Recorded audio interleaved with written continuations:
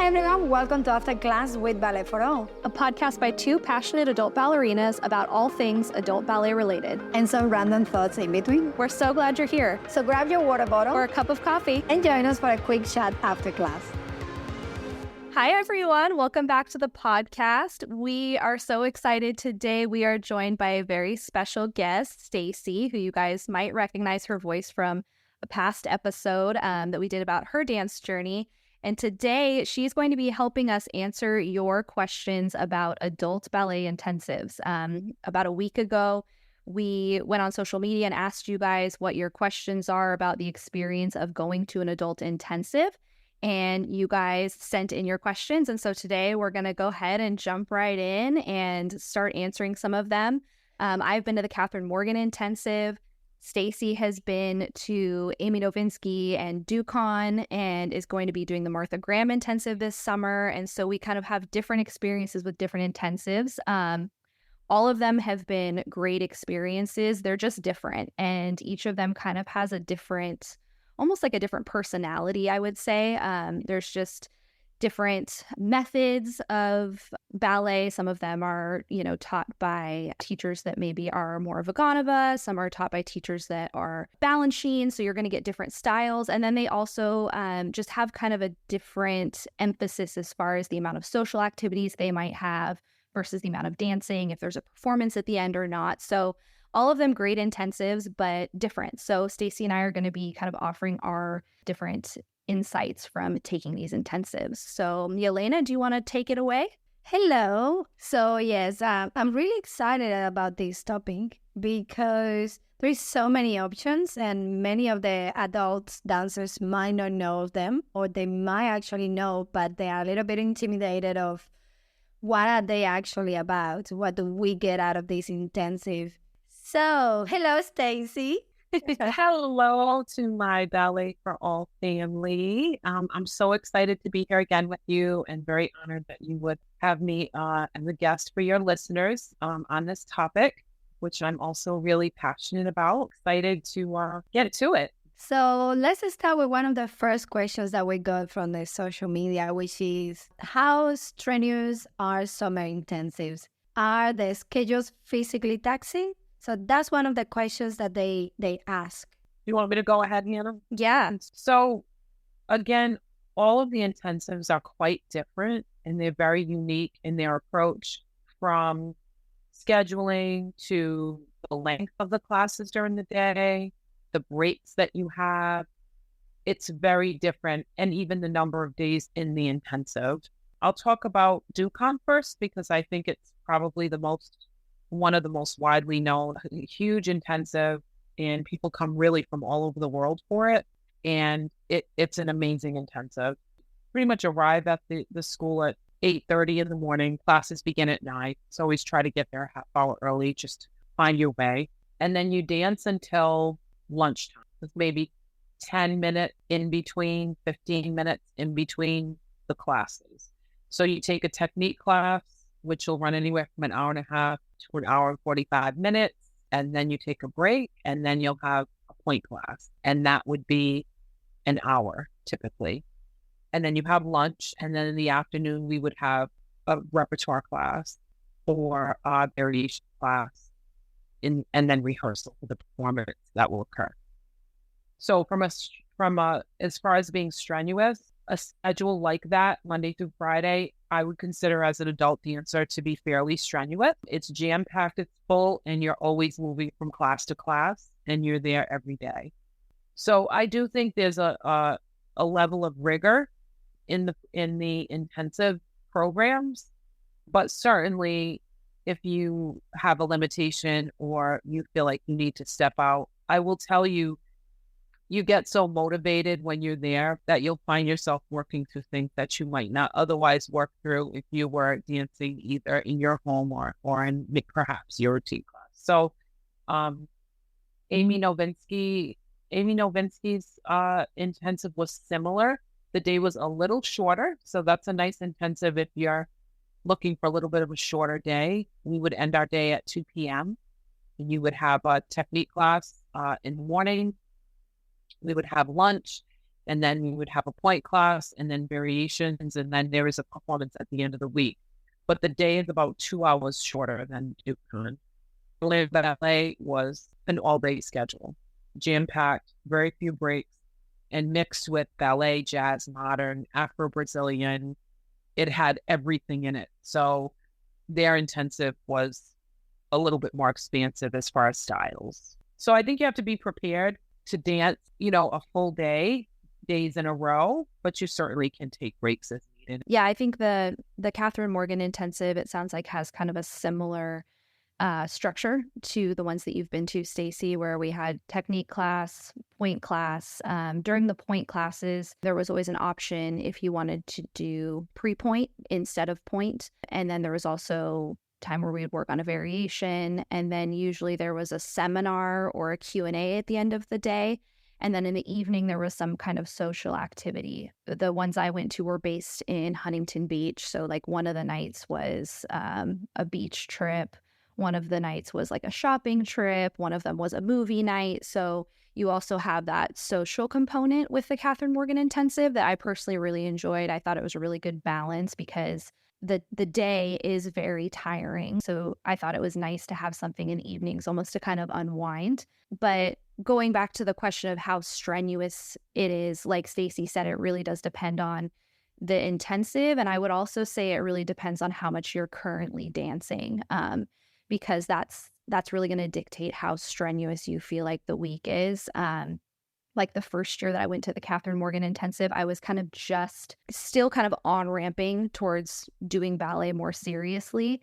And that first year was physically a lot harder for me. And then last summer, I had been dancing quite a bit more in that 1 year in between. And I felt like it was a lot less strenuous in a way. I mean, it was still very hard, but I felt like my body held up better because I had been doing more dancing in the year leading up to the second one. I think that kind of a tip, I guess I would say, for people that are considering going to a summer intensive is trying to get into good shape before you go, because I think you'll get more out of it the better shape you're in, because you won't have to sit out as much. I mean, and if you want to sit out, that's totally fine. But I also know at the intensives that I went to, I talked to people that expressed frustration of like, oh man, I wish I could do more. Like, I wish I could stay in class, but I need to go sit down. It wasn't like they wanted to go sit down. It was like they had to. And so I think if you can kind of be preparing your body in advance of the intensive, it'll give you an opportunity to really get the most out of it. I think increasing the frequency and intensity of your classes in the few months leading up to an intensive, and then definitely giving yourself like a rest week beforehand because you want to go in rested. But I think if you start ramping up your class load a little bit in the months leading up to it, you'll feel a little more prepared for the intensity of whatever intensive you end up at. Because any intensive really is probably going to be more than what we're usually doing in our day-to-day. Preparing your body is a really good way to make sure that you're able to do as much as you can throughout the week, and then also not get injured, because I saw that too happen a couple of times at intensives where people came in that, were maybe doing like one class a week, and then they went to a week-long intensive where it was like 4 or 5 hours of dancing a day, and I saw people get injured. So I think that that's just kind of one of the realities of just preparing yourself so that way you don't get injured. I have one more question, and I think that is kind of been answered already, but does everyone have to participate in every activity, or is it okay to sit out if you are fatigued? Absolutely. I mean, you can sit out. No one wants you to be so tired to the point where you can't perform or you do get injured. Yeah, it was the same for the intensives that I've been to, where you can definitely sit out if you are just needing to take a break. We would joke, actually, the intensives I went to, that it's like, because it's a group of adults, almost everyone in the room has some sort of ailment. It's like my ankle, my knee, my lower back. So really all of the teachers would preface their classes with, do what you need to do, don't do what you can't do. And there was no judgment. There was no weirdness about it. Yes. I don't even know if I could go into a whole intensive at this point in life. Like I remember I just moved. I just moved to Australia and I was just teaching the group classes, wasn't going to teach in person. As soon as I started teaching in person, my feet hurt, my neck was killing me, my lower back, and I'm like, and I'm not even dancing. Can you imagine if I'm dancing to the level I was again? So another question from the social media is, are there different levels the intensives? So Ducon is interesting because they have 2 weeks of adult intensive and they sort of assign you a level after the first class. However, when you purchase the intensive, you get a class pack with it to help prepare you before you go to the intensive. They kind of have an idea of what your level is. So they do split you up into, it occurs at the same week. So occurred at the same time. So the same 2 blocks of weeks, but you go in separate rooms. And the choreography and the level of the class will be a little bit more advanced. And the choreography or the performance will be a little more advanced as well. And I thought that it was appropriate. I felt that the level that I was placed in, I was in the more beginner level, which was still even not beginner, for that intensive. But it was very appropriate. The choreography for the end of week performance was appropriate. I was with people who were at my same level. And I really appreciated the diligence in that because it helps so that you don't get frustrated. Sometimes we all think we can do a little more than we can, and maybe we can. However, we don't want to spend the week being frustrated because we're so far challenged that we can't keep up. And I found the same at Orlando Ballet. They also did a ballet class, technique class, and they placed everyone accordingly. And then they split us up from there. The choreography for the performance was tailored. Although we all did the performance together, there were certain parts that were dedicated to the advanced students and the beginner students. Amy Novinski splits hers up. She does a week for the beginner and a week for the advanced beginner. Yeah, the Kathryn Morgan Intensive, it sounds more similar to Ducon and Orlando Ballet in that there are multiple levels and they're happening in the same week, just in different rooms. The way that that intensive does placement is a little bit different because you place yourself, you pick your own level. I think what she's doing now, from what I've heard, I'm not going this summer, unfortunately, but I have friends that are going this summer, and what they're doing now is that she recorded 3 separate videos of a bar and a center for beginner, intermediate, advanced, and sent them to everyone who was interested in coming. And you could take the classes and see where you felt like you could keep up, essentially, because it's hard to self-assess, like you said, Stacy. Like, it can be really hard to just like pick a level. And I think, one thing I've noticed just in ballet in the community in general is what is beginner even at like one studio is totally different from what's beginner at another studio. And so it's hard to know where to place yourself. So I think it's cool that the intensives are either placing you once you get there or sending you tools to help you know where you're going to fall for their intensive specifically. One thing I want to jump back to that you said, Stacy, that I felt was a really good call out is how you said even like the beginner level wasn't really beginner.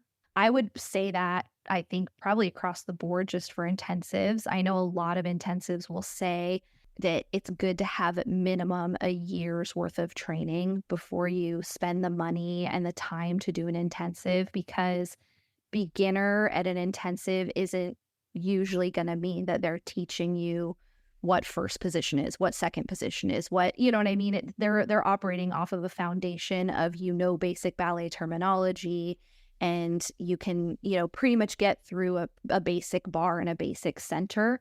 So I think that that's good to know also, because if you were to show up thinking, beginner really meant beginner, it doesn't really for intensives. Now, there are 2 other questions, and the next question is regarding the pointe classes. Do you have to be on point to attend an intensive? Would that be a requirement? No, absolutely not. It's there available to you if you want to avail yourself of the opportunity. And as we all know, it's really a luxury as adult ballerinas to take an in-person pointe class. It's just a luxury. It's not out there as much as we would like to see it. And so you'll probably want to try if you're already on pointe, but if you're not and you have not done pointe, you absolutely can take those classes in ballet slippers. And there are many people who do it. And there are many people who start the class on pointe and they end up in slippers before it's over. So you'll see so many different levels, and absolutely not, pointe is not a requirement. And I think I might have mentioned this earlier, but in case I didn't, I know at least for the Kathryn Morgan Intensive, they actually, regardless of which level you choose, whether you're doing the beginner, intermediate, advanced, pointe is almost separate because they understand that there are some people who are, intermediate dancers, but don't want to do pointe just because of past injuries, or they just don't want to do it. Or there's people that are beginner dancers, but are on pointe. And so they have both options happening at the same time slot as pointe class. So in the same time frame, you can either pick to go to pointe class or you can pick to go take a pre-pointe class. But you do have an option. It's completely optional. And there's quite a few people that come to the intensive that are on pointe. Perfect. So that answers that. And I think that kind of to finish the episode. Are people nice? Is it easy to make friends if you go alone? What was your experience regarding the atmosphere, like the social part of the intensive? I loved it. I made friends that have changed my life. I made friends that I keep in touch with all along the way. People are so kind. It's such a beautiful atmosphere to be in the company of people who are like-minded as you are. And everyone is willing to share. Mm-hmm. And if you stay in a hotel with the same people, you get to know them that way. And then we didn't have structured activities as in, Hannah spoke about that with the Kathryn Morgan Intensive, but we did our own. So I found it was an experience that I thoroughly enjoyed. I thoroughly enjoyed meeting people, and everyone was very kind and non-competitive. And it was a place where you could feel valued as an adult ballerina. You could learn, you could grow, you could make mistakes, you could express you were tired and express your joy when you got that one thing that you've been trying to work on all year. So, and everyone would be right there with you. So, yeah, my experience was very much the same. I felt like it was actually a really almost like a healing experience from some of like the childhood negative stuff of just catty girls and not making friends in class and feeling like it was competitive and a little bit ick. It was just so the opposite at the adult intensive. It's truly a beautiful thing to see people of all ages, all body types, all different backgrounds, just enjoying ballet together. It's funny too, because one of the years that I went, my husband did videography for the event. And like my husband was moved by the intensive. I mean, he was like literally, he was like, this is beautiful to see all of these people, these women supporting each other. And, we had people at the intensive that are in, I think one of the years there was someone that was like maybe almost in their 70s, and then we had people that have only been dancing for a year or two and people that had maybe danced pre-professionally. Like it's just such a wide spectrum. It's beautiful. It's inspiring. Like I left feeling so inspired. And just I'm convinced, I think the adult ballet community is some of the nicest people on the planet, honestly. Like that's just consistently been my experience both years of intensives and even in the studio now as an adult. But yeah, it was same for me as what Stacy said. Like there's people that I'm still in touch with. One of my friends that I met at the first intensive, we met early on in the week, became good friends. We made sure that the following summer we planned to go to the intensive the same week so that we would be there together and see each other. We take classes together online. She's in Italy. And we've stayed in touch for now 2 years. And it's really special. So I think don't shy away from going or be intimidated to go to one because you don't know anybody, because you might show up not knowing anybody, but you'll leave with a ton of friends. I think is most of us come from maybe your experience in the childhood when you were learning ballet as a child. The adult ballet community, it isn't at all the typical ballet stereotype world that we know. It isn't. It's just totally different. You are not expected to, yes, sir, like what we have to do in the ballet classes when I was raised doing ballet. We couldn't even go to toilet. So that was totally out of the question. So you can go to the toilet, you can ask. People are competitive, but within themselves, like pushing yourself forward. Yeah, and it's really cool because I think Stacy would probably agree. Everyone that is there really cares and is really trying hard. Like, it's not that people are just kind of like, whatever, it's casual. Like, these are people that are really committed to training and being the best that they can be, but not at the expense of kindness and being friendly to the person next to you. It's like, why can't we have both? I think that's what I never understood as a kid. Yes, we train hard and we take it seriously, but we also have fun and are kind to each other. And that's what I love about the adult ballet community is I think it's both of those things. It was awesome. I hope everyone learned a little bit out of this one. If anyone decides to go, please let us know. We would love to know where you're going and when, and share all your experiences with us. So happy to see you again, Stacy, and having the podcast again. I love seeing you both, and you're always my ballet family, and just wonderful to catch up and share. So always a pleasure. Yeah, we're excited. Next week, we're going to come back with another episode in a similar vein, still talking about adult intensives, but we are going to talk specifically about what to bring and what to pack. We got that question on social media, and in preparing for it, realized that it's probably its own episode. So next week, we'll be talking about what to pack and what to bring with you. So hope you guys tune in then. Thank you so much, and we'll see you on the next one. Bye. Bye. Thank you for listening to After Class with Ballet for All. Join the community on YouTube and Instagram, or come dance with us, our weekly Zoom classes for adult ballerinas like you. Links included in the episode description. Special thank you to our sponsors. See you next time after class. Podcast produced by Mission Bridge Media.